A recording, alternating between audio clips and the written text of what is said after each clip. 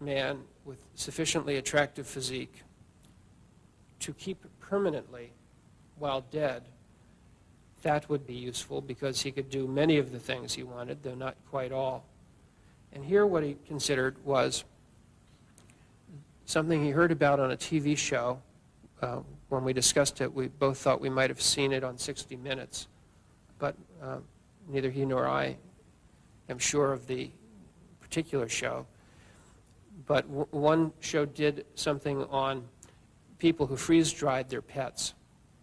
And Mr. Dahmer's idea was that if he could get the apparatus for that and freeze-dry a man of the appropriate physique, he'd at least be able to continue to have him to look at while masturbating, to pose perhaps in various positions if they were flexible enough in that state, to fondle, to rub, to hug, to touch.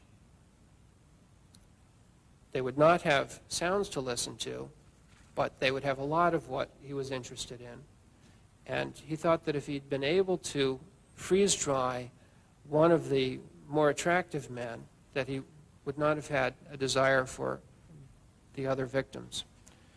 The step he took was to go to the library, and in a magazine he thought was called Taxidermy, he found an advertisement from a supplier of the equipment for freeze-drying animals, and found that there were two sizes of the machines, one of which seemed like it might be large enough for humans, but the cost was prohibitive. It cost $30,000 or so, he thought, and so that was not an available option.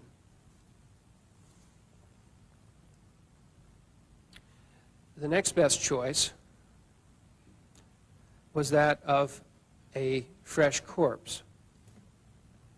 Now, the fresh corpse, like the freeze-dried person, has the problem of not having any sounds to listen to, but it has the additional problem that it will not stay fresh.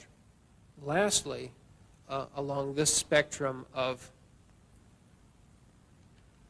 people or bodies or parts under his control was the other uses he made of those whom he in fact had killed. And here he told me that he made use of the viscera for masturbation by opening the victims in the course of dismembering them. And there was a particular phase of dismemberment where he would stop sometimes to take photographs, sometimes to masturbate, sometimes both. And that was upon opening the abdomen when the abdominal viscera are first exposed. And he would masturbate while looking at that. And that was a long-standing image as far as I could determine. That was an interest he had had since late in high school. And this gave him occasion to make use of that particular image. And that's basically the spectrum of controlling another person. Now, to call all of that just necrophilia really sort of misses the mark, but it's the best word we have at the moment for it. And if Jeff Dahmer seemed normal enough on the surface, the court-appointed psychiatrist, Dr. George Palermo, explained why. All of us, so-called normal, let's say, have features of dependency. We have sadistic features at times when we're not too nice towards people that we do, we are with, we like, and so on. We have also fetishistic features, because when someone of our dear ones dies, what do we do? Certainly we don't have a sexual fetishism, but we try to embrace even the dead body because of the importance we give to this dead body, this person who was dear to us and died. And that goes along with the borderline personality. Borderline personality changes mood from depression to elation. We all have these kind of things, not to that degree though. We are a composite of many facets, and we become sick when these facets become exaggerated. And that is what is called personality disorder. The jury had to decide whether he was sane or insane. So it was to be prison after all, not the softer option of a secure hospital. The jury's decision was read out 15 times, once for each count.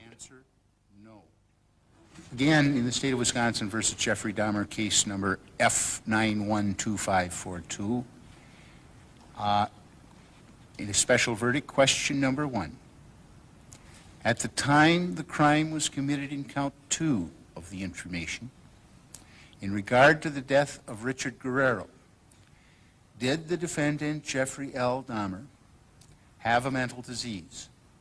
Answer, no. The spectators now included high school parties, organized to remind youngsters of the perils of going with strangers, for fun or for money, and that this was no ordinary trial was emphasized by allowing the relatives of the victims to address the court and, at last, to confront Jeffrey Dahmer. My name is Shirley Hughes, and I'm Tony Anthony Hughes' mother. First of all, thank God, and to give thanks to the judge and to Mr. McCann for the verdict that came in. I would like to say to Jeffrey Dahmer that he don't know the pain, the hurt, the loss, and the mental state that he had put our family in. But I'd just like to read a poem that a good friend of my son wrote. Tony thought you was his friend. He knew you. Why am I a victim in your cruel and rueful world, although I can't communicate with a loud voice? Listen to me anyway. Try to have mercy on my moans. Look at the tears roll down my face. See that each one is a cry for help. And realize my sign are showing you that I want to live. Tell me just what is it that I've done to you to make you such a monster, to make you such a maniac, to make you such a devil. My God, who are you? What are you? You have never shown me this side of you. I put my trust in you. I thought you were my friend until the end, yet I didn't know you as well as I thought. I never felt the end would be this way. Is there anyone that can help me? Mom, dad, sister, brother, someone, please help me. What's happening to me? Everything seems to be slowing down. I'm confused, I'm drowsy. My coordination has been contaminated. My friend, what is it that you is giving me? What is it that you're doing to me? I'm helpless. Is that a thrill to you to know that I can't fight you back? And that the hardest struggle in my life is fighting to keep my eyes open with the hope of seeing the dawn of a new day. Yet you have total control over me. My life is in the hands of once a friend, but now a total stranger who have become my worst nightmare. But one day I know you'll get caught. You think you're smooth at what you're doing. Remember, whatever's done in the dark, it will come to the light, and the whole world will know just how ugly a person you really are. Mom, I'm gone. My hope, my breath, my want to live have been taken away from me unwillingly and emotionally.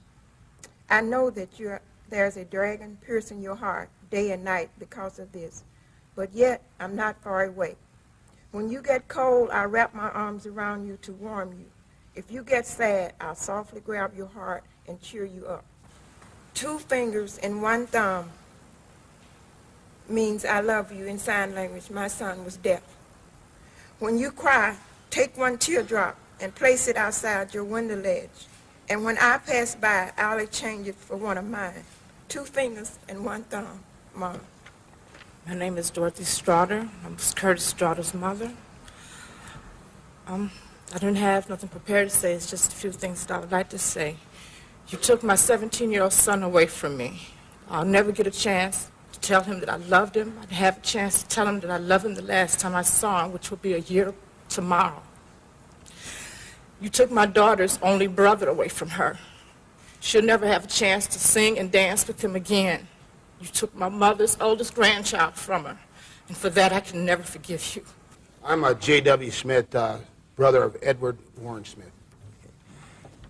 Edward Warren Smith tried to be Jeffrey Dahmer's friend. As a result, he lost his life. Mr. Dahmer, Eddie's gone now, the victim of your senseless killing. Where do we go from here? We ask ourselves.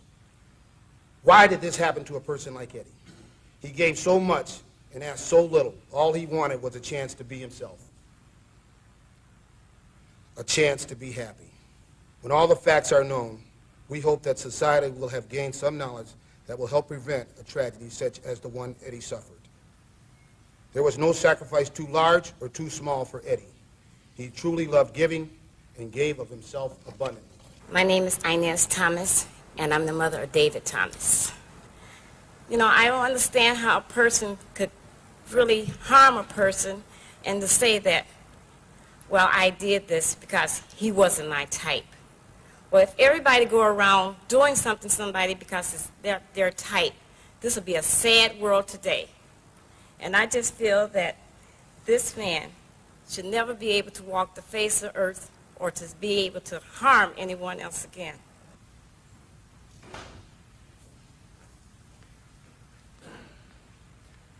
Good morning, Honor. My name is Donald Bradoff. For the Bradoff family, as much as love in our family close, my mother gave 5 beautiful kids. We lost, he destroyed the baby of the family, and I hope you go to hell. I love this world. You guys did a wonderful job. Bottom of my heart, thank to God, I got a lot of strength. Thank you all. God bless America. Excuse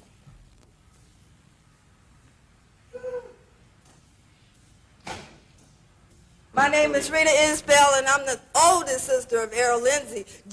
Whatever your name is, Satan, I'm mad. This is how you act when you are out of control. I don't want to ever see my mother have to go through this again. Never, Jeffrey. Jeffrey, I hate you, motherfucker. I hate you. This is out of control. Don't fuck with me, Jeffrey. I'll kill you. God damn it. Look at me, motherfucker. I kill you. What's your name, fast? I kill you. The court will impose a mandatory life sentence plus an additional 10 years on the habitual criminality.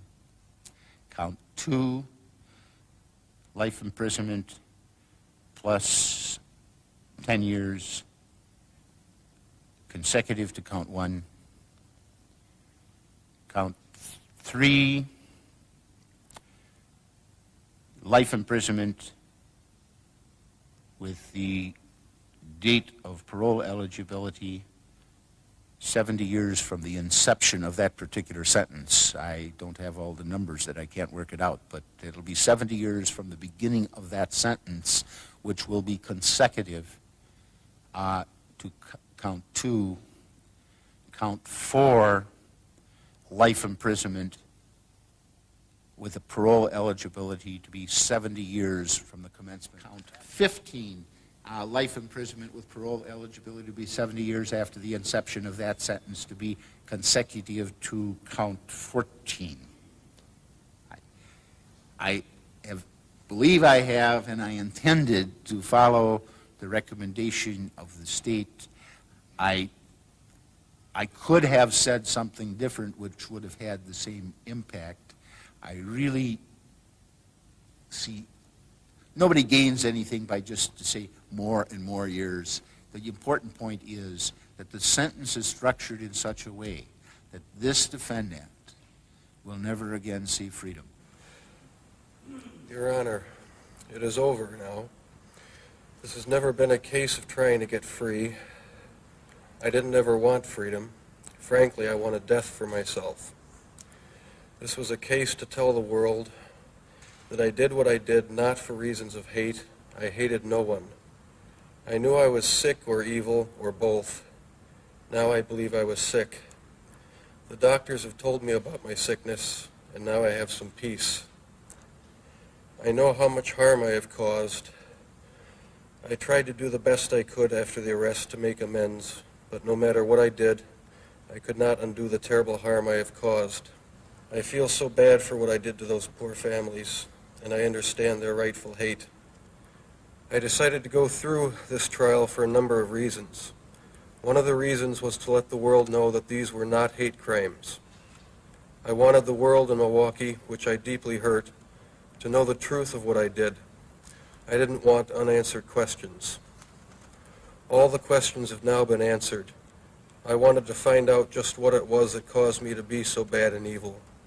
But most of all, Mr. Boyle and I decided that maybe there was a way for us to tell the world that if there are people out there with these disorders, maybe they can get some help before they end up being hurt or hurting someone.